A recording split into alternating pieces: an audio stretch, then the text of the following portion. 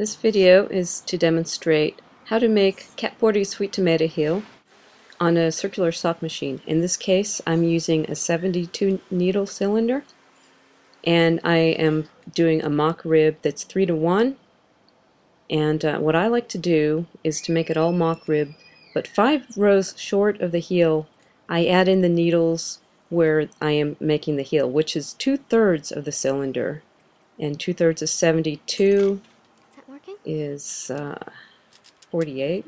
I don't know, something. I'll put it up there. But anyway, I'm putting the needles in. A lot of this is really fast, and as you see, I put the needles in, and I like to hook in the 2 rows below so that when I run it, it's pretty tight. So anyway, there I go. Let's see, I should do a count of how many I end up putting in, and I figured out also that it's best if I make it line up a certain way so that I don't know, I'll explain in the notes, but anyway, there's 5 rows, and now I'm going to lift up to work on the heel. And the way we start this is as if you're doing the second half of a second heel. That is to say, you're working with the smallest number, your target heel number, and then work your way up, doing a little bunny hop. Okay, so like for regular sock, it's 1 up, 2 down. For Sweet Tomato Heel, it's 1 up, 3 down.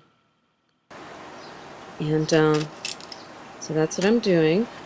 The first wedge I do kind of fast, but not super fast. So you can more or less see what I'm doing. And as you can see, I'm getting ready to put in my first heel weight. For Sweet Tomato Heel, you kind of need 3 heel weights because it really, well, it just takes up 2/3 of the cylinder, so it needs to be distributed more. So anyway, you start by putting the 1, and then, you know, hop it around a few times. Wait till it comes out pretty far. The tomato. I'd say short of the halfway point, but you know, enough so you have a good bit of space. And the other thing that kind of gets in the way is the let's see, what the ribber thingy, that little ribber thingy. Like if you rib anything in your socks, you kind of have to negotiate around that. And I find that it's best to have it inside the I guess it's a ribber adjuster. I don't know. Yeah, you know, but then like after the second or third, it kind of goes outside of that. Yeah, that's right. Yeah, the two side weights kind of work best if they radiate out with each wedge. Anyway, if this sounds Greek to you, then I will have links below to the Sweet Tomato Heel video itself that shows how to do it hand knit, but it shows you the principle of it. And there I do a pan and scan showing the halfway point. I don't know, he's just... That's not all of the wedge. being a shit disturber. That's in a few rows. But I find it's easiest to do the bunny hop with it. You can do the opposite, that is to say, to go with more needles in and descend to make them all have a descending number of needles. But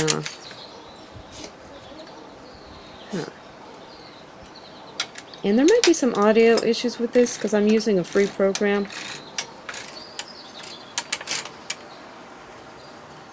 Anyway, let's see. Am I at the end of it? I'm almost at the end of the first one, but not quite.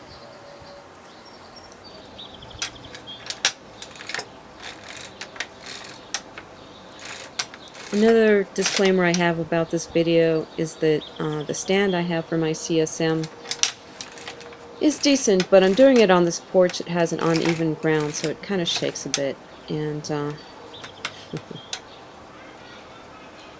my heel spring is not adjusted right, so I'm kind of playing with the yarn more than I should. Okay, so between each wedge, dropped a stitch, it goes around the back twice.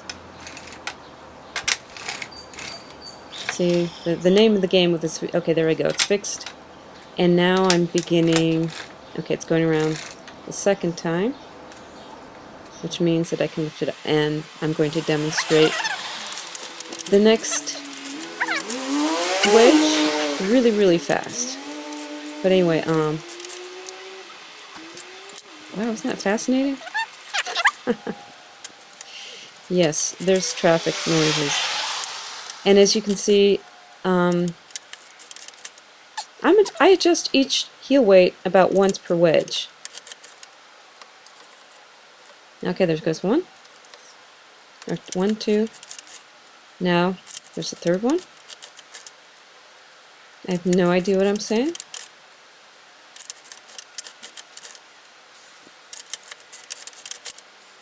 But yeah, that sweet tomato heel. It distributes the heel over a greater area, which I think makes it fit better. And it is my go-to circular sock machine heel. There I go, zooming away.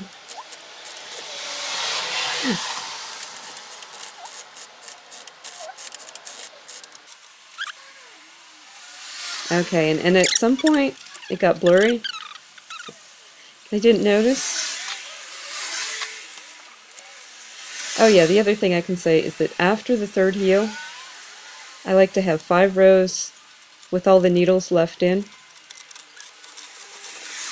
And then I do reductions so it is a mock rib again. I like mock rib. You can do full rib if you like, but I haven't done that yet. If I do, I will videotape it.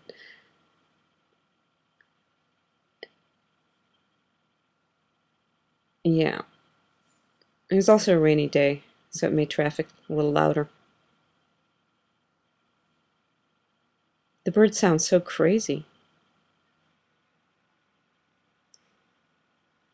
The way that I do this works for me. I wear a size 7.5 shoe, which is, I suppose, 39 in European. And I have a fairly high instep, and I found that this heel kind of is pretty adaptable, and the mock rib makes it tighter because I have skinny feet. You may adapt it to whatever you like. You can make your wedges deeper. You probably don't need to make them deeper or less deep. Okay, there it is. There's my foot. So you have some idea of what my feet look like. Look pretty weird, huh? Well, there you go. Look at the foot. Look. It's the heel. Yep. In slow motion.